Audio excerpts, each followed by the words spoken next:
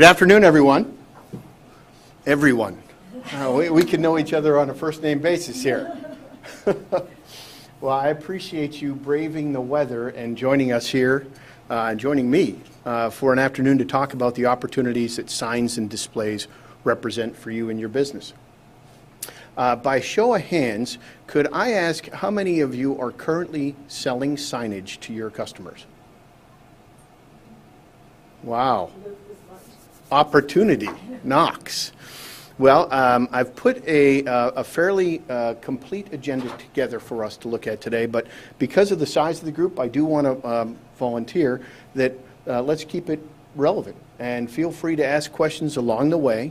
This is meant to be an interactive session, not a push information session, but I would like to hear some of your concerns as I'm going through the opportunity. So let's first take a look at the agenda that I put together.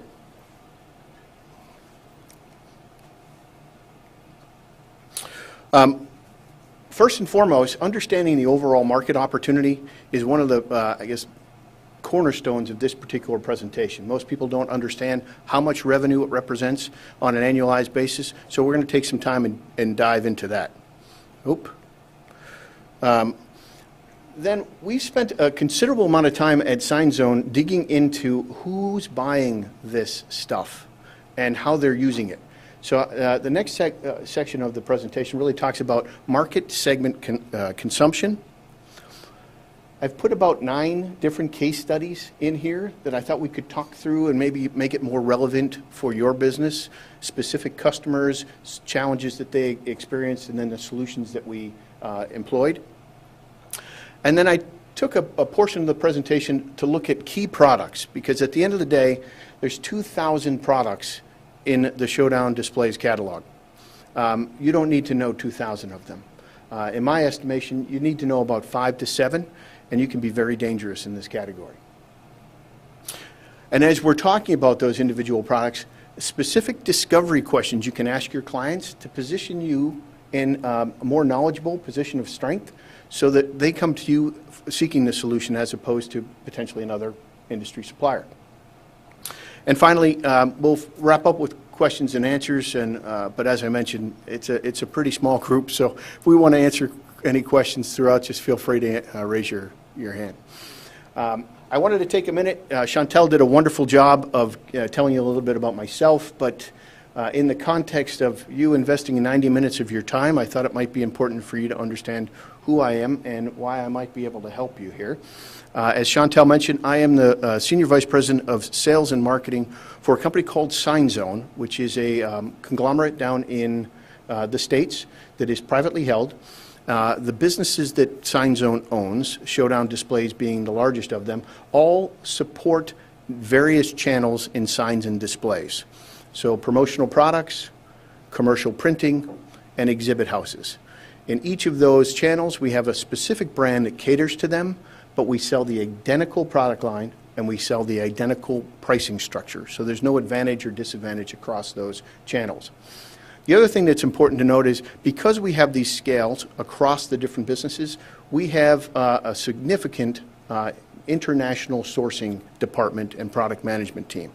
So I think you'll find the products from our company are a little bit more unique than others in the industry, and we pride ourselves in trying to create unique solutions that are proprietary to the SignZone family of brands. Myself, I'm from New England. Went to school up in upstate New York at a little college called Syracuse, and then got involved in screen printing and embroidery in Buffalo, New York. Back in the early 90s, there was a company down there called New Buffalo Shirt Factory. I took that company from essentially $1 million to about $12 million in about 7 years, primarily in the sports licensed product space, but also in promotional products. Began developing tools and, online solutions for distributors to be able to marry up their blank goods with the imprinted needs that they had. From there, I actually moved back to New England and started on the supply side in the apparel side of the business. Ran a company called Lee Printwear for a number of years that supplied Lee wovens, polo shirts, and sweatshirts, and took that business from what was about $80 million up to about just north of $500 million when we all finished, before I was transferred to another division within that corporation. So I feel like I have a pretty good handle on the promotional products industry from an apparel side. I was contacted a few years ago by the owners of Sign Zone attempting to recruit me into their business. And the reason why it became so appealing to me is I recalled in the early 90s trying to convince promotional products distributors how easy apparel was for them to sell. But at the time, it was foreign. Understanding stitch counts and color underlays for screen printing was something that promotional products distributors didn't really know much about. And in fact, apparel wasn't even in the top 10, if you can imagine a time. Apparel wasn't even in the top 10 of promotional product items. But through education and discovery and teaching distributors how they could provide a solution to their customers, so their customers no longer had to drive across town to the commercial area of town, walk into the screen printer and embroiderer and wait for their 3 weeks to get their product, and instead bring them solutions right to their office. And what's happened over the past 25 years? Apparel has soared to become the #1 category for promotional products distributors at over $4 billion in annual revenue. I tell you that story, that vignette, because that's where we are with signs and displays. Signs and displays are an equally challenging category of products to sell.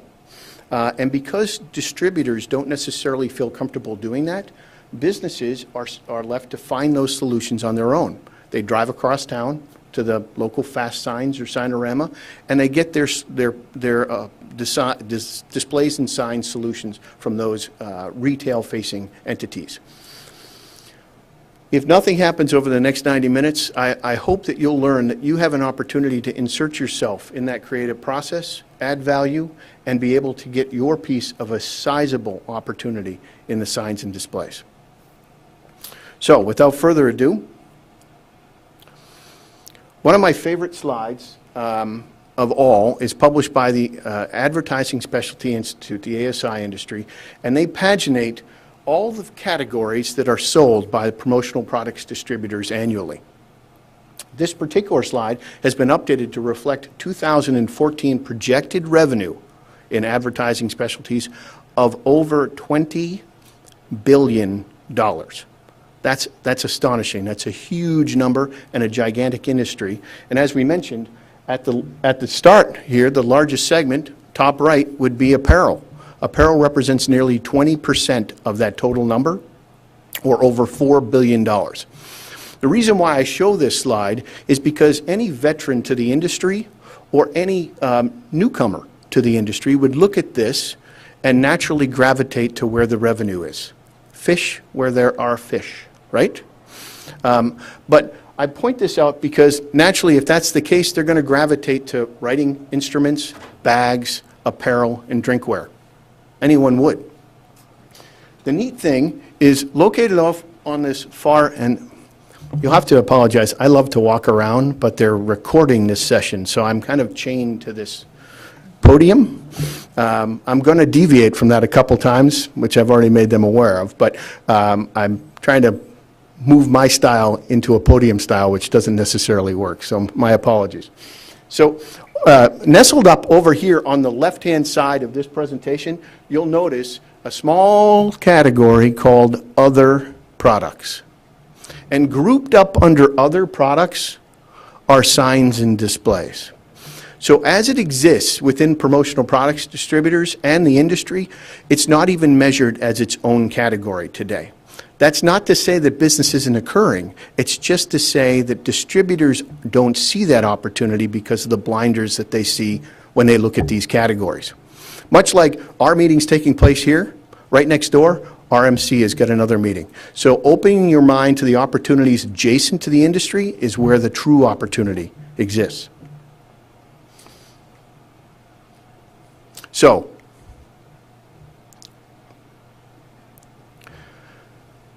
it's not uncommon to pass upwards of 100 different usage of signs and displays every day.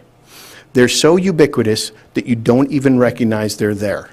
From the front lobby to this room right here, there are 11 different usage, 11 different sales opportunities you would have had with just this property. And that's not even counting the RMC convention going next door. And the reason why they're everywhere is because they work. In this digital age where everyone's looking for, how do I get the best throughput on my click-throughs? How do I get more retention on my website? At the end of the day, people walk and they do things. And they walk by signs and displays, and those signs and displays create and influence their behavior. So whether it's increasing traffic at sales items, whether it's creating intent to purchase, or whether it's just promotion, all of those opportunities exist for you and your clients. So how about some examples, right? Branding. Stop by any gas station or petrol, you're going to see sales signs out front or some type of signage featuring their brand. Promotion. Many of you probably came to this presentation thinking, I'm not really in the trade show display business. I'm not going to sell that many trade show displays. Well, the fun fact about Sign Zone and Showdown specifically is less than 30% of our business is actually trade show bound. Over 70% of what we do is done for these type of activities, whether it's branding, whether it's promotion, engagement. Very, very popular these days, where brands want consumers to experience their brand firsthand. And activation. Activation is another activity where brands want consumers to interact with their brand, think of it as fun, communicate with them, play with the brand, and let them know that they care. And finally, in some of the most, I guess, forward-thinking businesses, outdoor signage and displays have actually become the retail business. I don't know if you're familiar with this particular model, but Zipcar is a franchise, or I should say a buy-in service that enables you to borrow a car based on your participation. The Zipcar retail locations are what you see right there. It's a 10 by 10 Zipcar branded tent. That's their retail storefront. And it pops up wherever they need to have Zipcar stored. All different ways to use signs and displays that you probably haven't considered.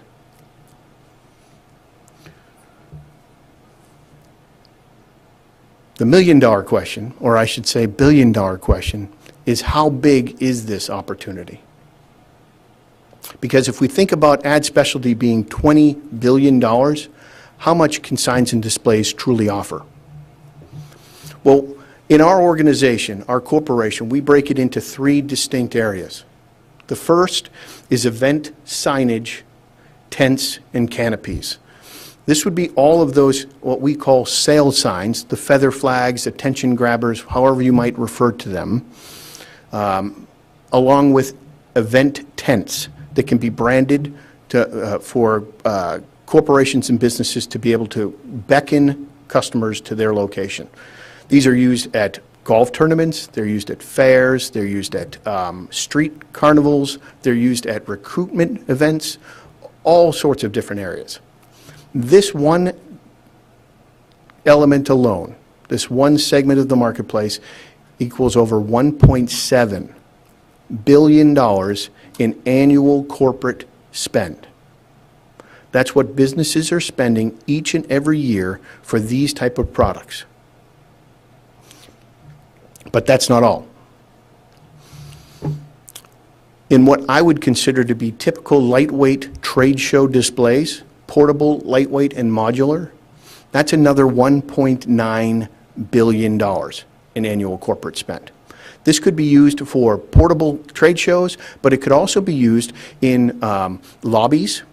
It could be used in activation programs where retail marketers might walk into a Costco or a Sam's Club and actually demonstrate their product. This is the type of product that is lightweight, portable, easily moved, and easily transported. But those 2 segments pale in comparison to where the real money is in this business. Temporary signage. Temporary signage is enormous. And when I mean enormous, $8.8 billion is spent every year by businesses. And the best part about all three of these categories is the product expires and new product needs to be purchased next year. So that $8.8 billion this year becomes a renewable purchase that you can solicit from your end users. So what does that mean? That's $12.5 billion. $12.5 billion. Now think about it. The entire ASI industry itself is $20 billion. And right next door, this category itself is $12.5 billion. That's 2/3 the size of the entire promotional products industry. Or, to make it a little bit easier to digest, that's 3 times the size of apparel sales in the promotional products industry. 3 times. So for all the people that chase after that large balloon that we looked at, 20% of the marketplace being apparel, this is 3 times that opportunity. Questions? Yeah, how do you say that? Yeah, where do the stats come from? The stats are actually, if you go back, they're identified on the slides, but there's 3 different elements they came from. One would be Exhibitor Magazine for the trade show displays and lightweight and portable. The other 2 products come from U.S. Census data as to how it's actually purchased and used. Yeah, I'm wondering, is that information for North America, you think, or is it the United States? I would tell you that the numbers are actually driven by the U.S. So Canada would be a fraction of that, but it would be an incremental fraction of that. 3 times the size of the apparel industry in Canada, more than likely. Directionally, for sure. Yeah. Here's the other interesting fact. The Screen Graphics International Association has wide format, which is temporary lightweight signage, growing at 19.2% year over year. Promotional products at best is 4 to 5%. This category is growing at nearly 20%. So even if the numbers are wrong, they're huge and they're growing fast. So what's driving this growth? Right? That's what everybody wants to know. Why all of a sudden are signs and displays so interesting to everyone? Well, there's a few different factors. I boiled it down to 3. The first one is technology. Over the past 8 years, what's happened in digital, wide format printing and dye sublimated printing is light years from where it was 10 years ago. This enables you to recreate images on a scale of 1, individual units, and provide the clarity and crispness that you couldn't get unless you did full litho printing previously. In addition to that, dye sublimation has made fabric printing not only vibrant and bold, but it's taken weight out of every product that we have. So what used to be a mural display with vinyl magnets on it is now a fabric display that pops up instantly. So between the technology and the portability, the true aspect that's driving this is consumer behavior. I referenced before the Costco example. I don't know how prevalent Costco is up here, so I'm seeing some nods as I look around here, but I can tell you that it's a phenomena in the States. It's a phenomenon in the States for a number of reasons, and it's a microcosm of why signs and displays have become so impactful. We all make our weekly trek to Costco, and we get our basket, and we roll through the front doors. And as we head to the different sections, we see anywhere between 3 and 12 individual retail marketing associates that are brand specific. They have nothing to do with Costco. And they have visited that location with a table throw that's potentially branded with that company's name, maybe a sales sign next to them that pops up. And they're demonstrating and sampling the products that they're offering. In this self-serve world that we've created, the need for consumers to understand what the brand's message is has come back full circle and placed back upon the brand to not only identify where the brand is, but provide that experience for the consumer. Costco is not going to sell that product. What Costco will do will inventory that product, and they'll actually ring it at the cash register. But it's the brand's responsibility to sell it to the consumer. And the way for that to happen is through signs and displays.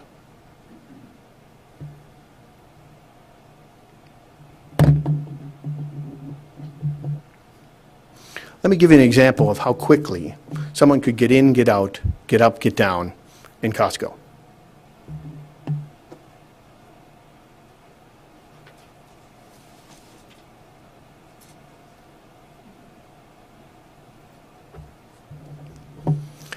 That's a message that not only goes up in seconds, it comes back down in seconds. The signs stay on, they go back into the bag, and the bag goes in the trunk to the next location. So as a brand who's looking to standardize their message across multiple platforms, multiple retail locations, and multiple personalities, this enables them to outfit those retail marketing associates with a tool that can help quickly communicate what the brand's trying to accomplish and get in, get out, get up, get down. Pretty amazing, isn't it? That technology couldn't have occurred 10 years ago. But that product itself weighs 21 pounds. Maybe we can change the panels as things change, so you can keep the base of it or the hardware and just change the panel over here, so keep the cost down. Absolutely. That product right there is called the Geometrics. It's formatted in a standard layout, but each of those panels can be reordered. So if you wanted to change the center message, any one of those messages, it can quickly be done. As we're talking about the opportunity, I think it's important to point out that there's even more. It gets better, I guess is where I'm trying to go here. These types of products provide a return on your invested time far greater than the product categories that you're used to selling. An average purchase order for signs and displays is $1,300. It takes just as long to do 300 sticky notes on one order as it takes to do one geometric. But that product you're looking at right there is about $1,100. So return on your invested time is far greater. In addition to that, and this is what I find and spend most of my time educating on, is fewer than 1 in 10 distributors actually sells this product category. So think of another product category that's $12 billion in size. We'll take that away because we know there isn't one. Think of any large product category and think of 90% of your competitors choosing not to sell that product category. Does that put you at an advantage with your clients? Does this give you an opportunity to sell them products and provide services that you know your competitors are not going to offer? Yes. So you've got $12 billion opportunity. You've got 90% of the marketplace not selling it. Drives you to,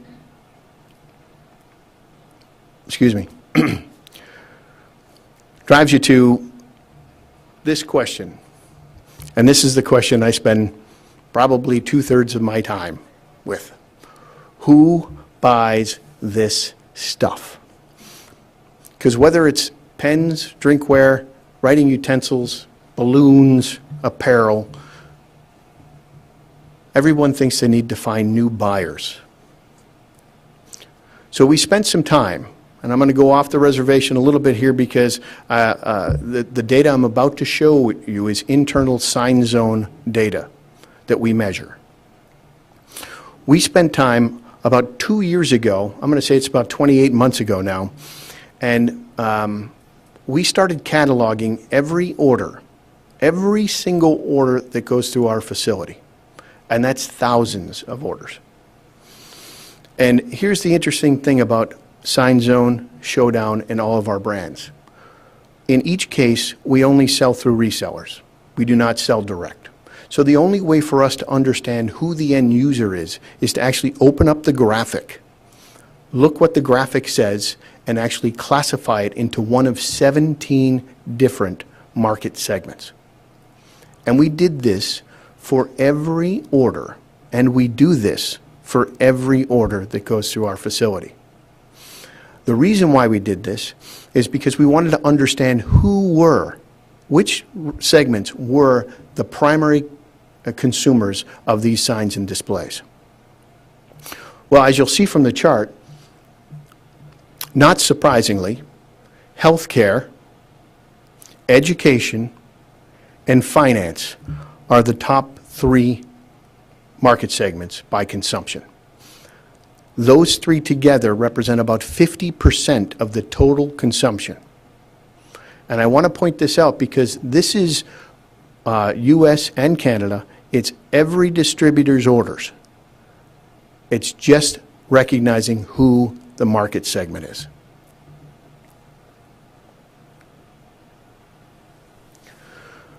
When we saw those top 3, we then compared them to the top 10 of the promotional products industry.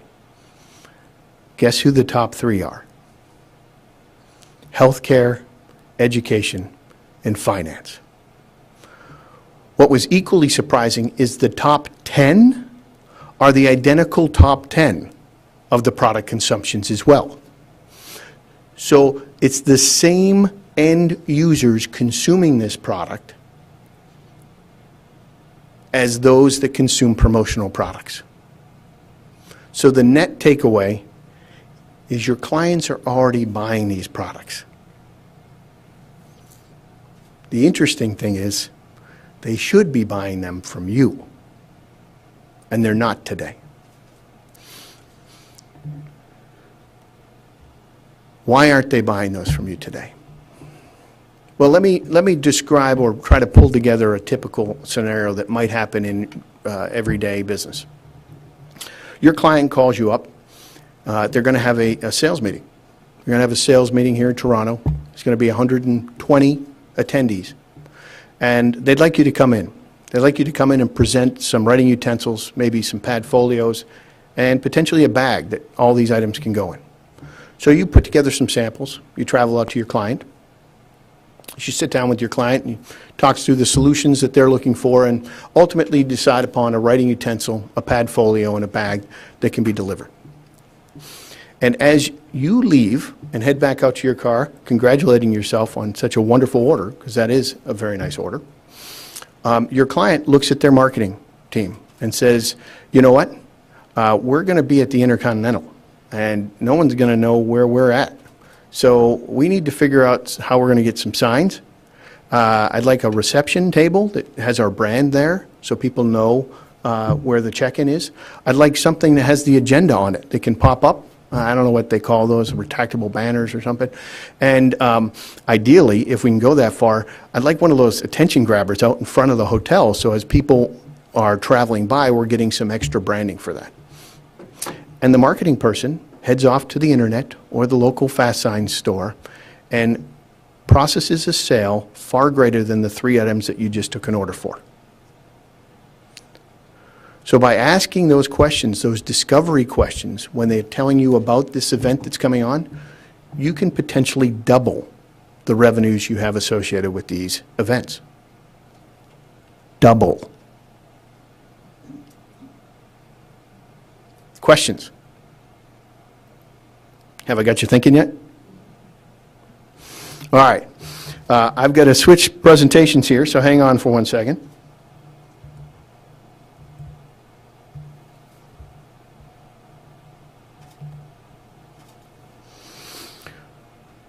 So for the next thing, so we're through, I guess, validating the opportunity and how it's being done and who's doing it.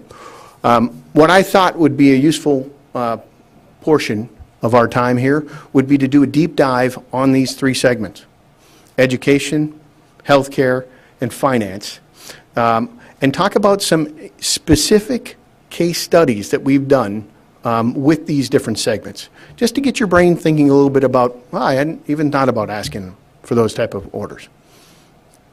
Sound good? All right. So, healthcare, as you saw from the overall chart, it's nearly 20% of the total consumption. 20% of 12 billion. That's a pretty big number. So, what does this represent, health and wellness? I mean, I think everybody thinks, okay, hospital, I get it. You know, I'll go talk to my hospital and I'll sell them some products. But there's more.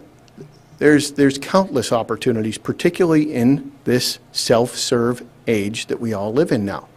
Clinics, minute clinics, walk-in clinics, urgent care. How about plastic surgeons, spas, any type of massage, nail centers, anything like that would use health and wellness communications. Massage therapy, health clubs, acupuncture, dermatologists, pharmacies, and chiropractors. Now, this is not an all-inclusive list by any stretch of the imagination.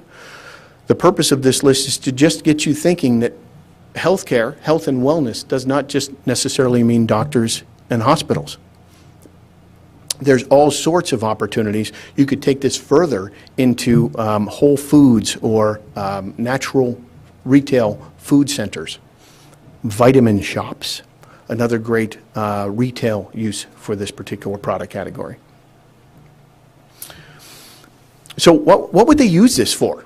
So now you've got a pool of potential clients. How would they use it? Well, first and foremost, it's communicating messages, whether it be for blood drives or vaccinations, ways that they can communicate their message effectively to people who are driving by or walking by. It allows them to engage users through this signage. Tells them that, hey, we're vaccinating today, or hey, I've got a new loyalty program that you should be experiencing. So let's talk specifically about a case study, very simple one that you are able to pull off in virtually every category that I showed you on that wheel. In this particular case, the target was a hospital, but it could be a medical center or a clinic or whatever. And the idea is, how do we educate and inform our patients about the services that we offer? So they may be there for urgent care, and learn about vaccinations. They may be there for just a wellness visit and understand now that, hey, we have CPR training. So these type of what I would call passive or latent communications that they could have in their facilities.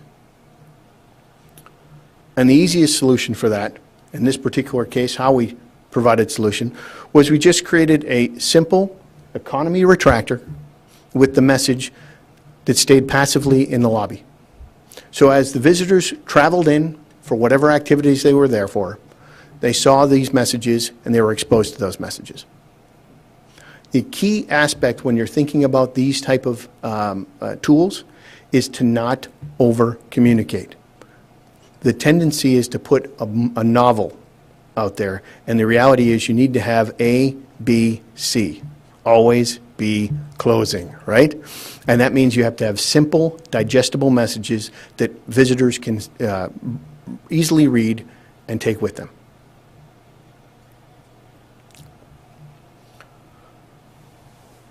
Here's another example of health and wellness usage. And this here was for a massage and spa facility.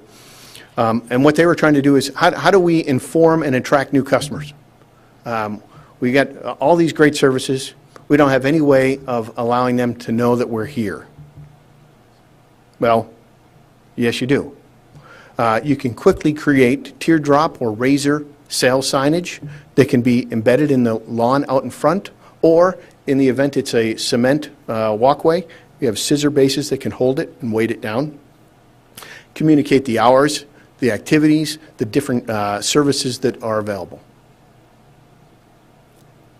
Very inexpensive, quick and easy, and for the most part, skirts most local ordinances because it's a temporary sign. At the end of the day, they bring it into their facility and it's done. Questions here?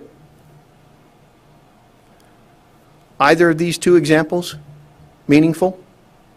Translatable for you? I'm seeing some nodding. Okay. Let's try a third one. Health and wellness. Certainly in the States, it has become increasingly challenging to manage health care.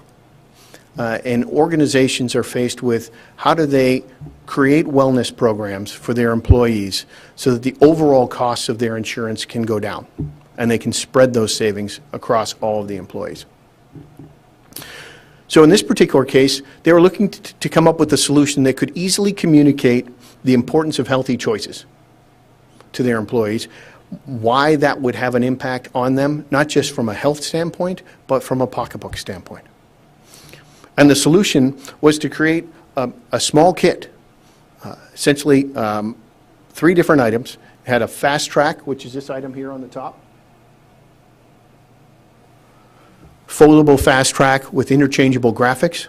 It had a table cover that illustrated the overall branding, and it had a retractable banner that went with it.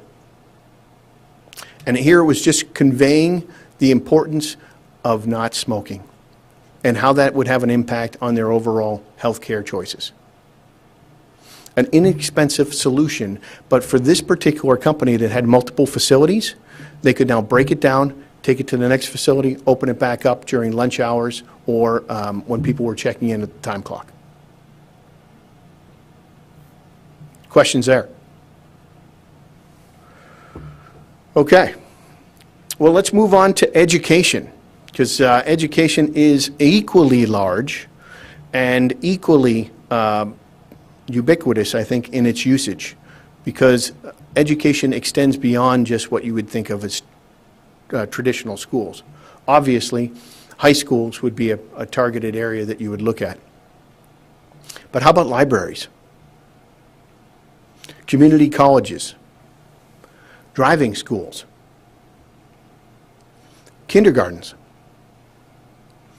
fraternities and sororities, museums. Museums themselves are an awesome consumer of lightweight signs and displays. Universities, elementary schools, and daycares all offer potential solutions or potential opportunities to sell display solutions. An all-encompassing list, no stretch of the imagination. There's plenty more that could go up here. It's just trying to get your mind thinking. So how would they use it? Well, they can use it for all sorts of different ways. It could be to recognize academic achievements or potentially athletic achievements. Excuse me.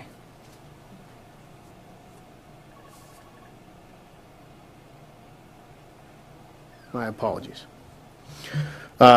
Directional signage. We didn't talk about this at the hospital level, but in hospitals and schools, where is cardiology? Where is the office that I need to check in? Where's alumni department? All that directional signage can pop up and pop down and be moved. It can announce open enrollments. It can do sign-ups for clubs and activities, all sorts of different ways to use directional signs and displays. So first case study is a school of dance, Academy of Dance, that was having open enrollment. They were trying to figure out how do we alert potential new customers that our classes are about to begin. This solution, similar to what we saw with the healthcare, is a way that they could display outdoor signage, communicates the open enrollment dates, so as consumers, potential consumers, are driving by, They know when, how, and where they can enroll.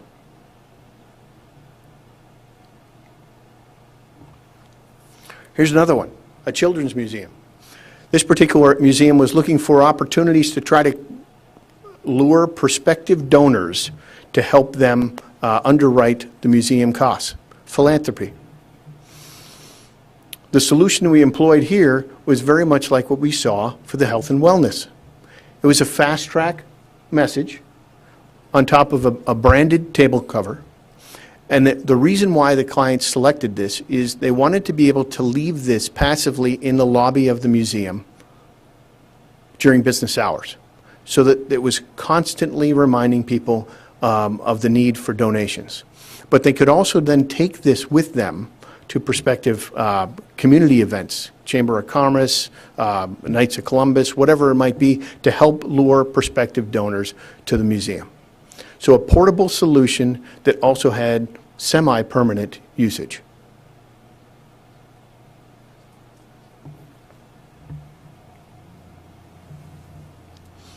Here's another one, private university athletic program. They were looking for a way to promote their brand, while at the same time they could provide an area for their athletes to relax and recharge. Many of these events take place outdoors. There isn't any shade anywhere nearby, so they were looking for a way that they could create a hydration station for their athletes, while at the same time potentially luring new athletes and students to their university. So here, what they did is they combined multiple products. They combined a standard event tent along with the sale sign to create awareness and branding. And then underneath, they put a couple director's chairs along with a table cover, again with branding, and included a hydration station. That's actually a branded cooler that you can fill up with ice, save with water, and then transport it to your next event. Not only did this provide a solution to the hydration station they were looking for their athletes, but it provided a professional view of who that university was and what that branding message was. Questions on healthcare, education? I can't be this good. No questions at all. Wow. All right. Well, let's try some in financial. Smaller market, about half of the size of both education and healthcare, but still a very large marketplace for signs and displays. And at the center of that, obviously, banks. Banks would be a huge consumer for signs and displays, particularly on a seasonal basis. But mortgage companies, credit card companies, stockbrokers, tax preparation, credit unions, credit agencies, insurance firms, loan providers, and real estate brokers all fall within this financial services umbrella and offer tremendous opportunities for selling signs and displays.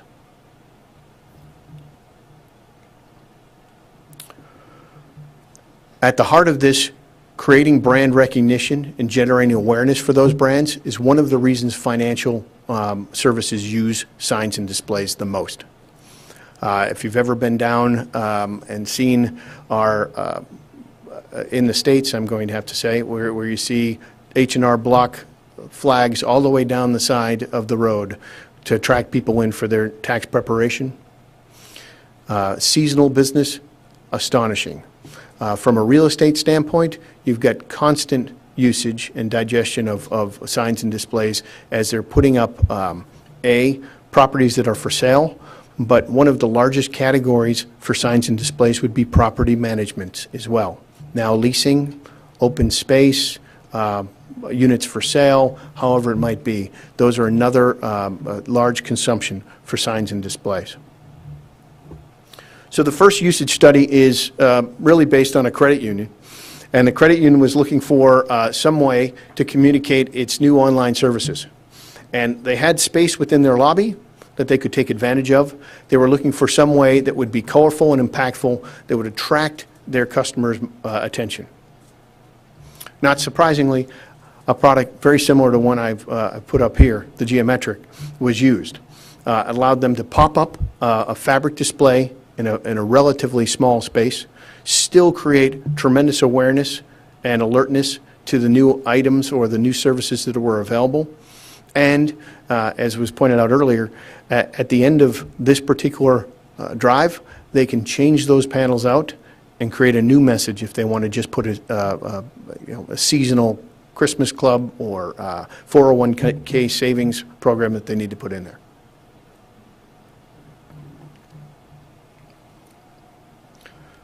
Second one, this was for financial planning and investment services. This bank had a number of customers that they felt they could lure into additional services that they offered from a investment and banking guidance standpoint. What they wanted to do is take advantage of the everyday traffic that took place in their facility and make sure those customers, the ones that knew them best already, were aware that these services were available. So in their bank lobby, they set up a wall banner, a table throw, and what we call the spin and win, which is this wheel here. And essentially what they enabled their customers to do is go through, spin the wheel, and if they won a prize, they could be eligible for this particular advice session at no charge. Of course, everyone was awarded that no-charge advice session, but it was a way of engaging the customers and their normal everyday business, because 3 rules of any type of display would be light, sound, or motion, is how you attract the most attention. The spin and win is a sure winner every single time.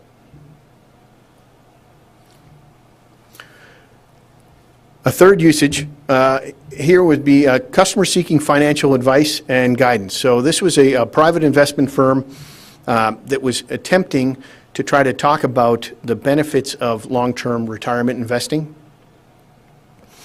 Their solution was to create a economy retractor, economy plus retractor actually, that talked about all the reasons why people don't invest, all the excuses, if you will. And the reason why they brought this forth is they wanted to be able to openly address those, that, every consumer deals with these, not just you. These are part of life's pitfalls and struggles that we all have to get across. So by addressing this on retractable banner there in their lobby, it enabled them to open the discussion and then move the consumer towards a full investment program. Anybody notice something similar about these 9 usage studies?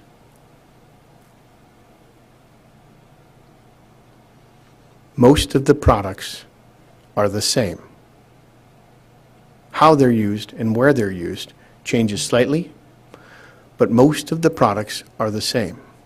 And I bring that up because the next portion of the presentation I want to talk to you about is those products that can really tuck in your back pocket, and with these 5 items, you can be very dangerous. You don't need to know 2,000. You only need to know a few. So what are those key products? Well, based on how they are used and where they are used, they would vary. So I'm going to state that up front. There isn't a one-size-fits-all solution. But I can provide you with a one-size-fits-most. And one-size-fits-most will address most of the challenges your clients will present to you, and then from there, as you gain experience and comfortability in the category, you can edge out to other categories and other products. So, at the top of the list, retractors. I featured what's called the Economy Plus Retractor here, and we'll talk about each of these categories in a second. I just wanted to talk about the 5 products that I think you need to know about. So the first one is retractors. The second one is table throws or table covers, depending on how you want to use that language. Both terms are widely and broadly used within the industry. The third one is banners. Banners are very easy and very complex at the same time. So we'll take a moment to go into what you need to know about banners. The fourth one is sale signs. Again, there are many different terms in the industry for this. We have attempted to standardize this at sale signs, so not S-A-L-E, S-A-I-L signs that look like a ship's sail. But sale signs have grown in proportion to the dye sublimated marketplace. As dye sublimation has advanced, you'll see more and more sale signs in the marketplace. Attention grabbers, feather flags,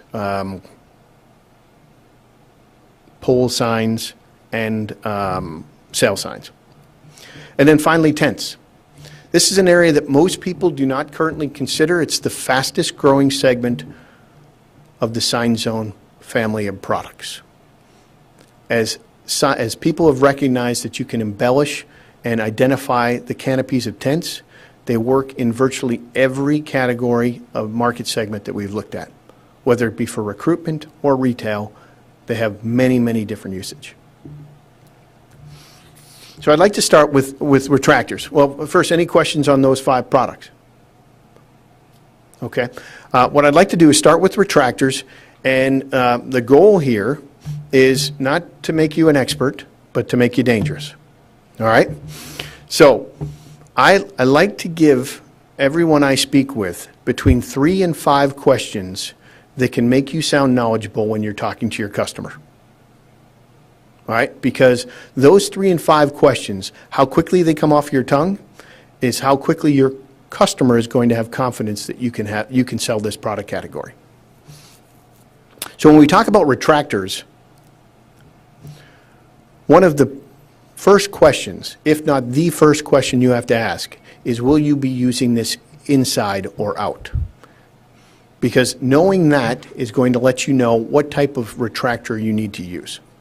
An indoor retractor, there's plenty more options. Outdoor retractor, you have to deal with wind and weight and all sorts of other elements that go along with it. So the second question you need to ask is, do you want this to be used on the floor or on a tabletop? Again, that will provide and narrow the selection that you offer to your customer. Here's a big one. Is the message permanent or will it change? Many times, the cost of changing out a graphic exceeds the cost of the actual retractor. So it's important to talk to your client early in the process if they want to have interchangeable graphics, why, and how frequently. Because it may be more cost beneficial for them to buy a brand new retractor than it would be to have that retractor exchanged and replaced with a new message. There are many solutions, though, that provide an interchangeable graphic. They're just far more expensive. The fourth question you need to ask is this graphic one-sided or 2? Why that matters? Well, if the retractor is going to be up against a wall, then you only need a one-sided graphic. But if you're going to be in the middle of a lobby or a hall, or there's going to be bidirectional traffic, you're going to want to have a 2-sided retractor. And then the last question, and this is the one that we stress because it's very important for people to understand this, is how frequently will this be used? And when I say frequency, I mean the amount of retractions. How frequently will this retractor go up and down? And here's my example that I can hopefully frame this up and make you help you understand why it's important. We talked about the banks. We talked about how they typically want to have the best product that they can feature in their lobby. So the bank calls you up and says, hey, I want to put a message together celebrating our customers and how wonderful they are and thanking them for the business that they do with us. That's all it is. It's merely a recognition and appreciation banner. And I would like to get the best one I can get. So naturally, you gravitate to a lifetime warranty, maybe 1,000 retractions that this particular retractor can go up and down, and the best quality you can find. and with it, a price tag that goes with it. But the reality is that that bank is going to take that retractor and it's going to put it up on that pole, and it's never going back down in that case. They're going to dust it once a week for the rest of its life. So all of that retraction, that power and expense that you invested in is not being used. Conversely, you've got a sales team. They've got 50 sales guys out on the road. And their guys are going to go in and out of their car each and every day, 8 to 10 times a day. And they're going to pull that retractor out, and they're going to put it up, and they're going to demonstrate to their customers, and they're going to put it back down, it's going to go back in the trunk.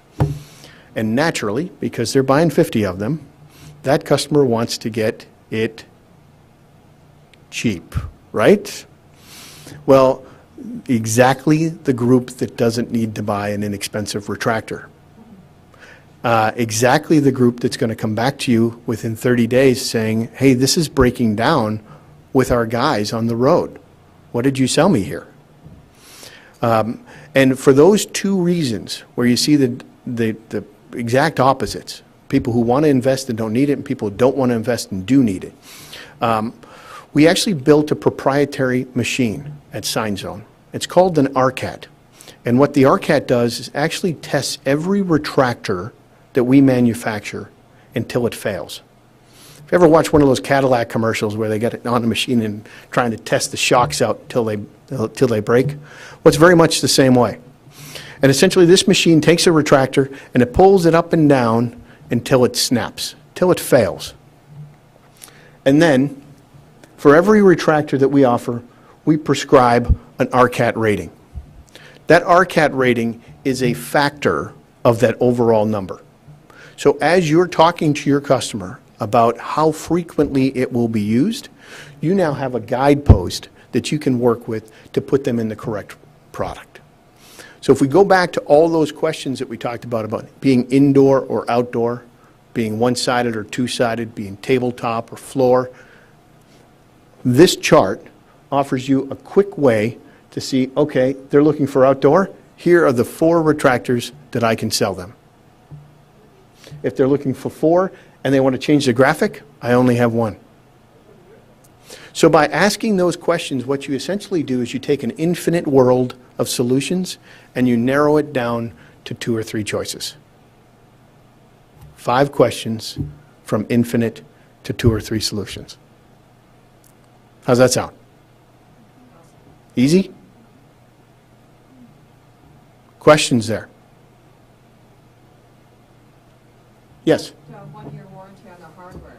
Yes. What happens if something breaks down after 1 year? Is it garbage or is it repairable? Well, it really depends on the product.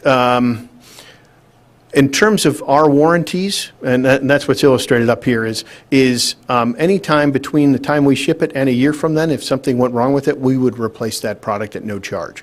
Beyond that warranty, it's typically going to be garbage. My guess is that if it fails after that point, it's going to be based on those retractions as opposed to anything that happened with the casing.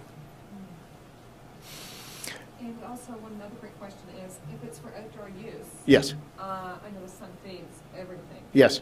What's do your colors fade, or how Well, many guarantees on that? Actually, a great point. All the products that are printed for outdoor are printed with UV ink, so they will stand up better to sunlight, but anything out in sun's rays for, I want to say, extended periods is going to fade to some degree or another.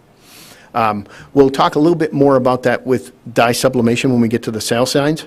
It's not typically an issue that we see with our retractors, particularly outside, for 2 reasons. 1, UV ink, which helps protect against the sun rays, and 2, we actually laminate the surface of every one of our retractors. So they're protected both from abrasiveness and from the sun's rays. That laminate helps to deflect the sunlight from the actual image. So back over here for a second on the RCAT, because retractors, undoubtedly, retractors are the most challenging category that I think you'll sell. And the reason why I say that is I use the analogy that they're very much like mattresses. All right? The outside looks completely the same when it's really the inside, the springs and the mechanics that make the difference between that product. So I just implore you, when you're talking with your customers, ultimately they're going to come back to you and say, well, I found it online for such and such.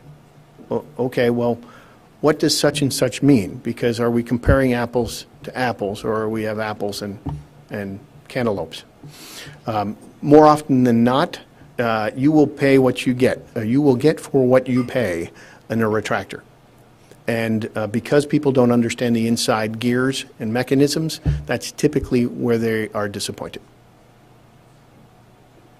So it comes back to the questions, how often are you on pull-up? Exactly. And another important part I want to point about the RCAD rating is these are factors. And I'll use this as an example. This Stratus, which is on this line right here, has an RCAD rating of 200. All right, 200 is actually a pretty good retraction rating. You figure you're going to do that 5 times a day. That's going to get you over a month of full-time retractions. That's a lot of abuse on a retractor. We sell them, and we probably don't put them up that frequently. But I will tell you that the Stratus retractor we just featured at the Promotional Products Show in Las Vegas. We had it on our RCAT machine. And we turned the machine off on the 3rd day after 16,817 retractions. So I bring that up because we use the RCAT rating as a guidepost. It's not necessarily at 201 that's going to snap. That's more to let you know, oh, you know what? If it's 200, that's a pretty durable retractor. We do take them all the way up to 1,000 retractions, as you'll see right here, with lifetime warranties. If customers are going to be difficult on their products, it's worth selling them a higher level, higher grade quality, because ultimately they'll be happier. So is it the fabric you're using, or is it the actual mechanisms in the retraction? It's the mechanisms.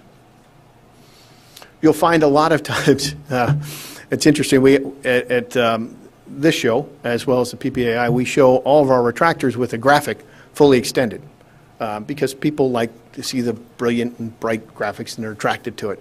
But I point out that the graphic, you know, it's good to see print quality, but it's really what's inside that canister that you're paying for. Virtually every one of our retractors is the same type of media with the same type of laminate that's placed on it. We do offer some fabric inserts, so that's why I say virtually all, but it's really that mechanism that's inside that canister is what you need to make sure your customers understand it's how important. So if you have a customer that is using, that this tool is being used by a lot of different people, then you want something that is more dependable, more solid, More durable, yes.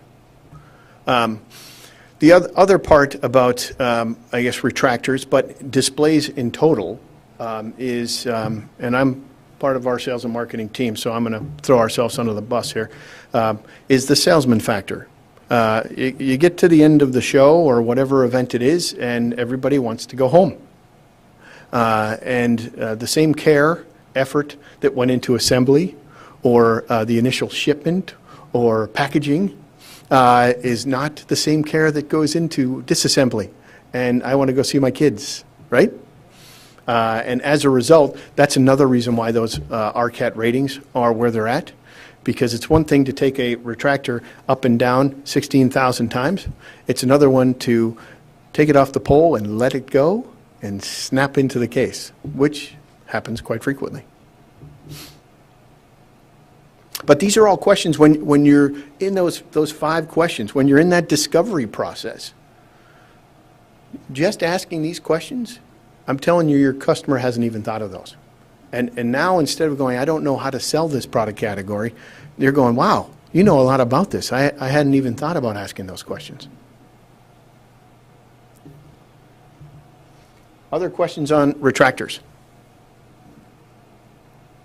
All right, I'm going to take one more second here and just talk about a trend in retractors, because it's a trend in our overall business. Like I said, virtually every one of our retractors comes with a vinyl, digitally printed vinyl substrate that's got a laminate that's put over the surface. Virtually all. Over the past 8 to 10 months, we've seen a enormous swing towards fabric going inside those retractors. 2 reasons for that that's driving that. One is weight. Vinyl weighs more than fabric weighs. And 2 is glare. No matter how good a print you have and what kind of laminate you put on a retractor, if it's a vinyl laminate, you're going to get a glare. As you see here with this product, when you have fabric, the fabric mutes that whole surface and absorbs that light so you don't get any of that glare. It provides a softer, almost more approachable imprint, and that trend is what I would say cutting edge. But if you're out there selling them, it's always good to be cutting edge. There's virtually no cost difference between fabric and the vinyl. It comes down to personal preference. Didn't want to complicate it, just wanted to make sure you guys were aware of those particular trends. Does the print better on the fabric, or on the vinyl as opposed to the fabric? You know, I would tell you a year ago I would probably have said yes. Today, with the quality of dye sublimation that's out there, I would say that's not a true statement. There are potentially some graphics that might be easier to pull off on vinyl, but as a rule, I would say that's not the case. And we're going to talk about dye sublimation in a minute, but I did want to point that out while we're on retractors. What has more longevity? I would tell you that vinyl with laminate would last longer than fabric, just by the nature of the fabric itself. If you can imagine this going in and out of a canister over and over again, the edges of those fabric, the fabric edges are going to tend to fray. What is it, cotton or solid? It's a poly blend. Yep. And I've got some of those we'll show you here in a second. How are we doing that time? Wow, time flies when you're having fun. You guys learn stuff? I hope so. All right, let's talk about the next key product categories, table covers. Arguably, this could have been the first product. And I'll tell you this because as we watch distributors come into signs and displays, typically the crossover product is table covers.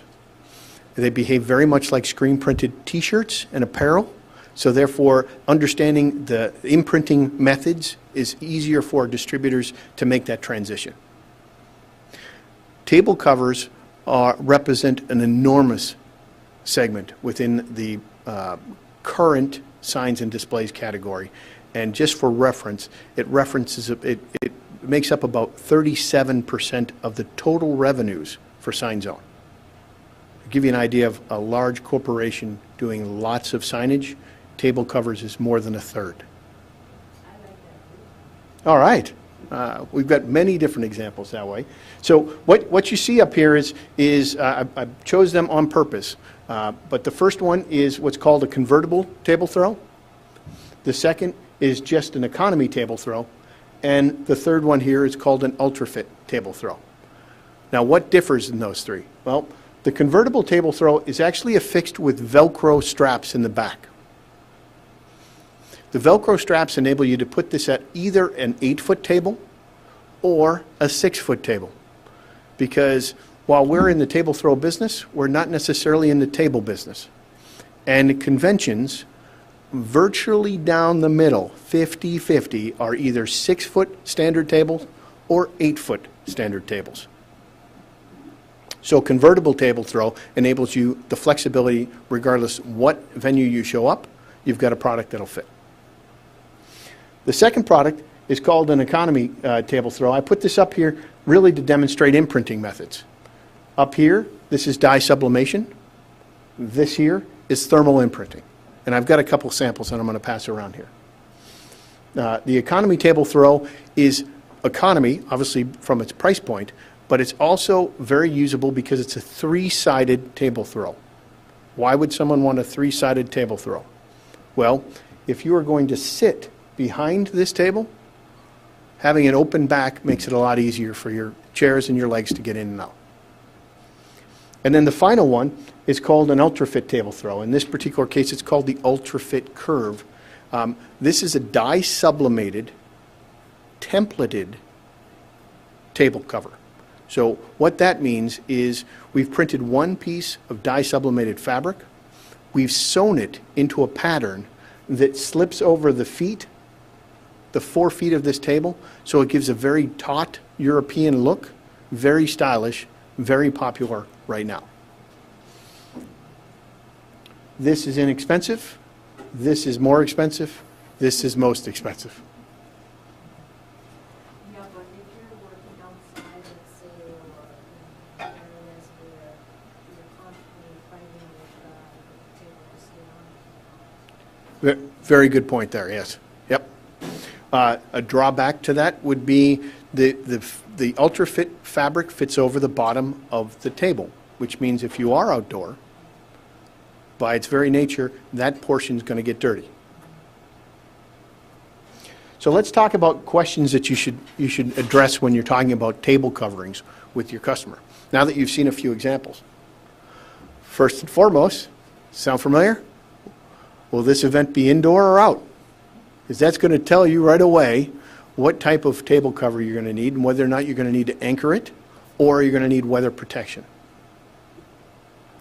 Here's an important one. What size is the table? If you don't know, that also creates other questions that you can ask. Well, maybe we need a convertible table throw. Third question, will people be sitting at this table? Going back to use the example of the economy table throw, if you're going to be sitting there, you probably want to have an open back. And then the fourth one is, how complicated is the graphic that you want to illustrate?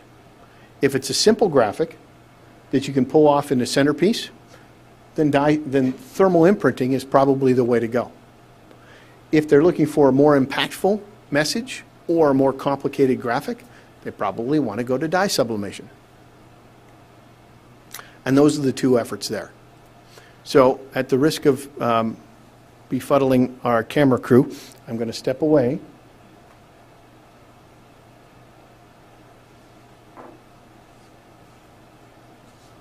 And show an example of both thermal imprinting and dye sublimation.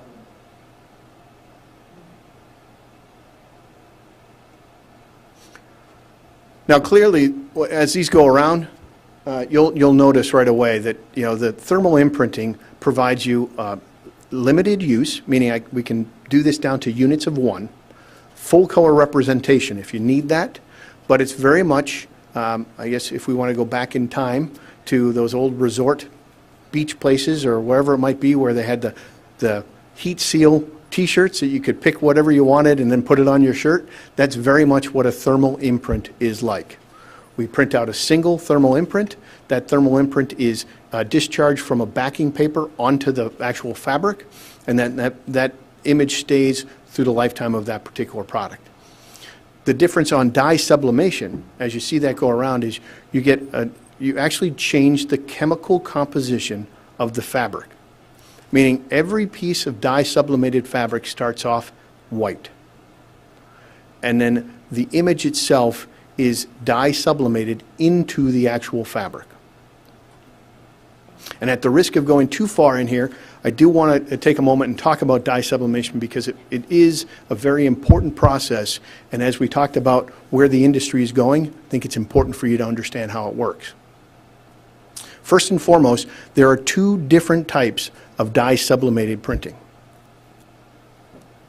The first type is called single stage.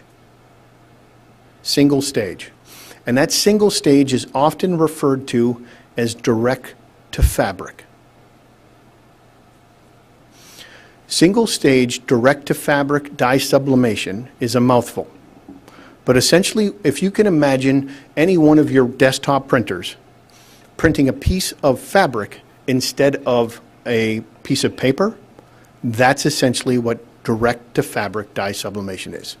You take a roll of fabric, it goes through a printer, the ink is injected directly to the surface of that fabric, and as it goes through, it's cured under heat where it comes out the other side. It's a very inexpensive, fast solution to dye sublimation, and as a result, it's primarily the use that you see in the industry. The second type of dye sublimation is called two-stage dye sublimation. And the difference here is the image for two-stage dye sublimation is actually printed to a transfer paper. So the resolution and the depth of color remains consistent as if you were printing on a piece of paper. That paper, transfer paper, is then married to a piece of fabric and is pushed through a heat press under extraordinary temperatures.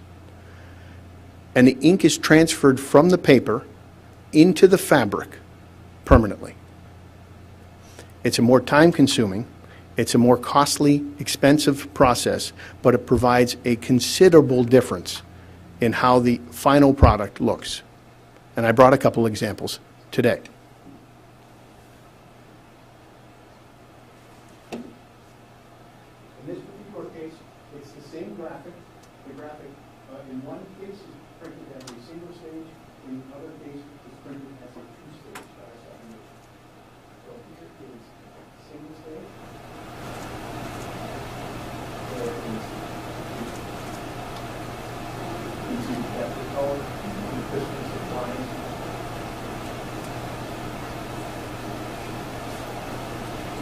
This here is single stage.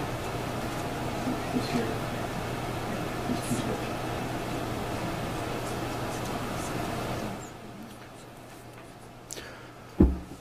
What's the percentage of the increased cost of the two-stage versus?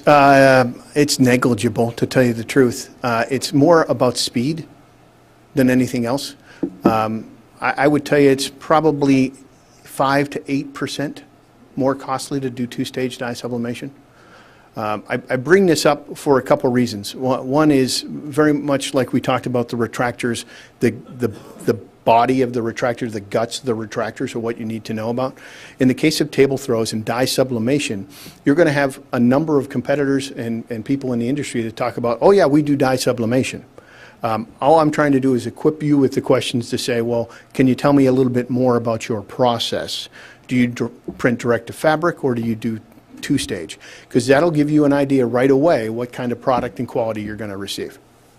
Yes, Rose. Thank you. So is it cost,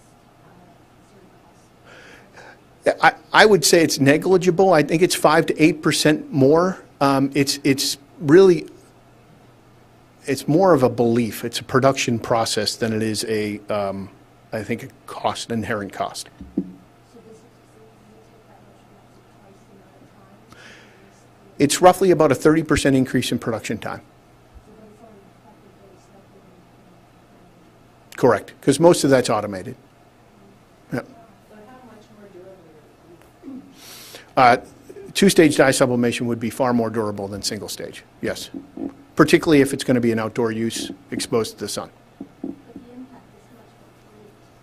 It's unbelievable. Well, I appreciate you saying that. For a number of years, I was trying to convince people about the merits of two-stage dye sublimation, and until we married a competitor's product with the two-stage printing at Sign Zone, it wasn't getting through. But in just those simple swatches, it clearly illustrates the difference and what you're paying for. So questions now on table throws and specifically dye sublimation. I don't want to discount thermal imprinting. I would tell you that the bulk of what we produce is still thermal imprinting because people want to get one. And, you know, it's the local pet store or whatever it might be for a community event. They're looking for an inexpensive table cover, and thermal imprinting provides that.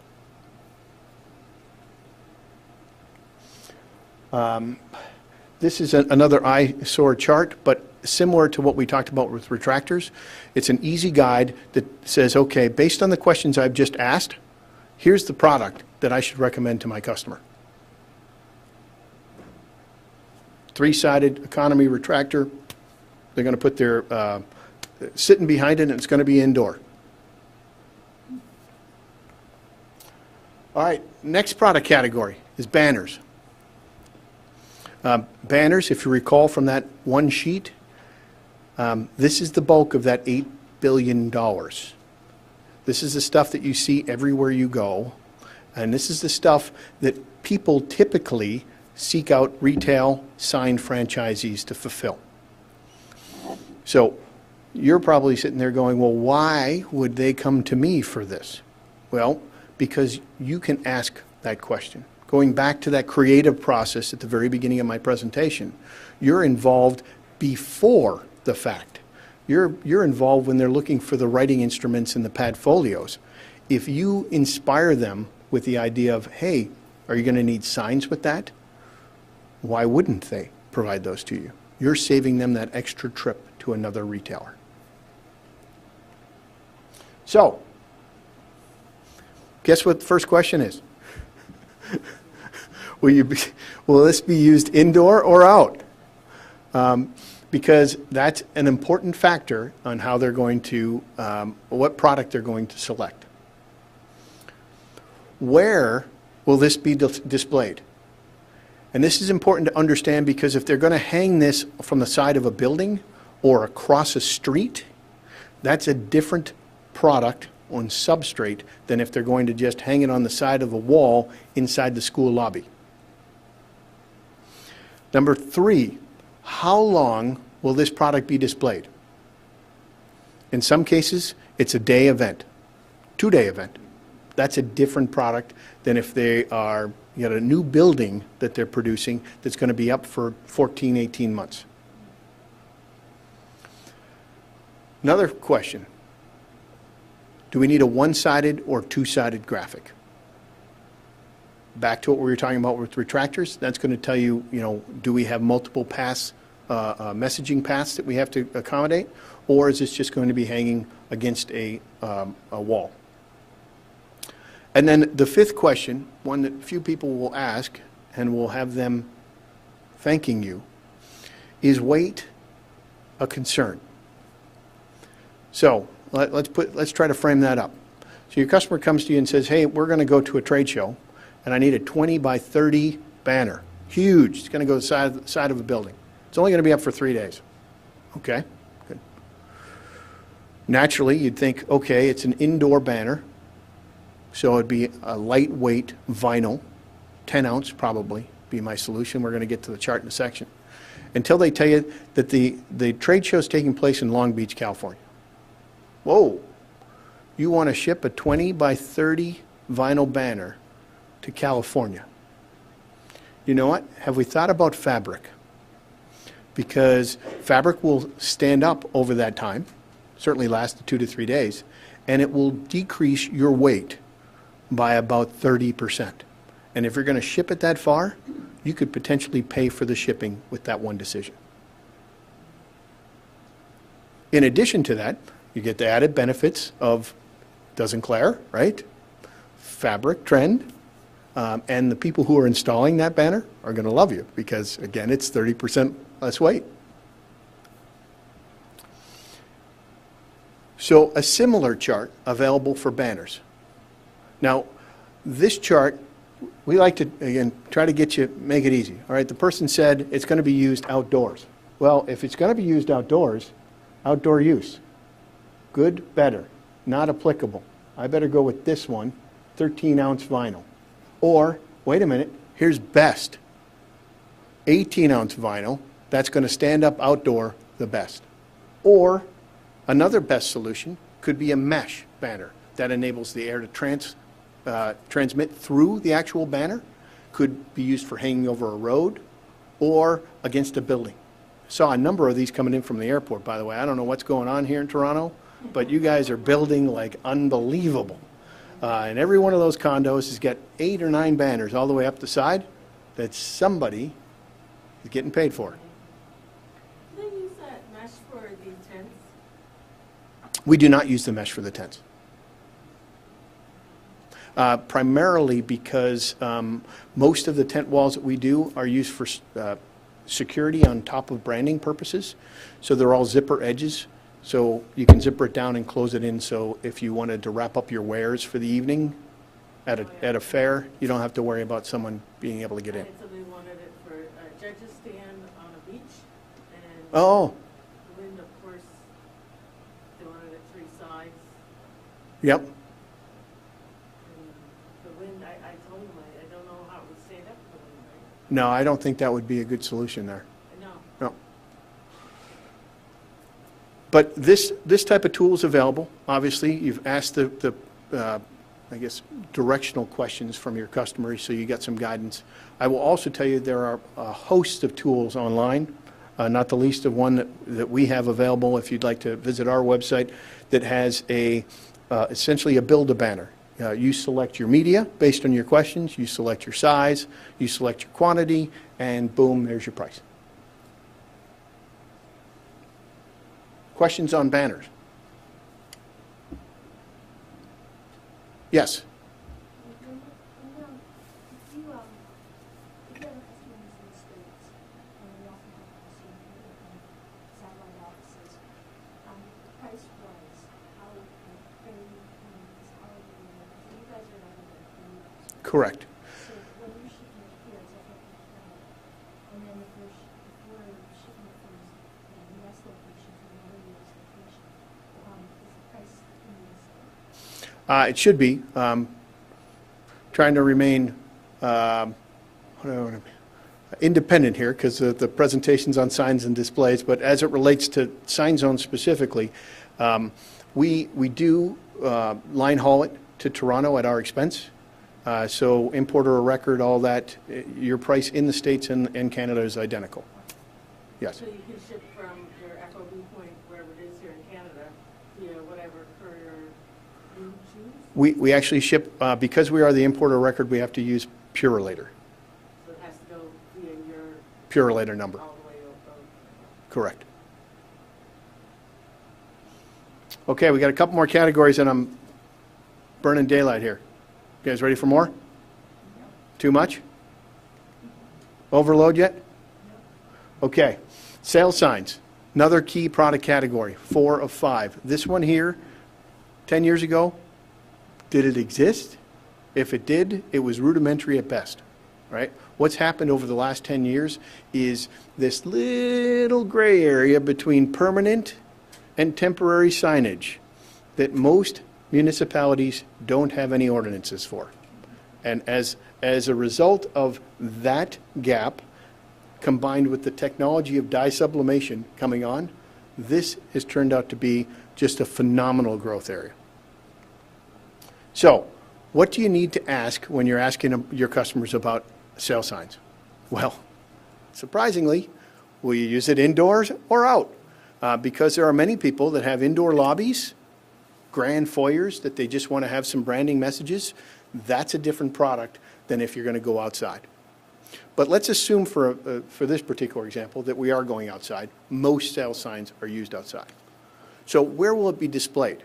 Because if it's going to be displayed on a hard surface, whether it's cement or asphalt or dirt even for that matter, that's too difficult to get in, that's a different base than if you're going to be in soil. Are a cross base, meaning it'll sit on cement, or a spike base, meaning it'll go right into the ground. Another important question, do you want a one-sided graphic or a two-sided graphic? And this is completely customer preference. There are some benefits to two-sided over one-sided. So let's talk about that for a second. A one-sided graphic is going to give you one side of the image that appears exactly how you wanted it. And the back side of that fabric is going to be the mirror image of it. So if a customer is trying to read that, it's not as easily distinguished. Whereas a two-sided graphic takes the same graphic and puts it on both sides of the flag. And a two-sided graphic has a light blocker that's put into the center of that. So in addition to having two pieces of fabric, it has a center liner that helps prevent sunlight coming through.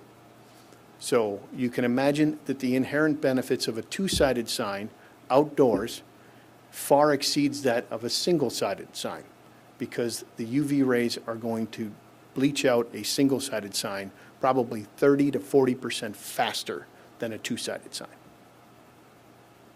However, if it's a short-term event, customer may just want a single-sided sign.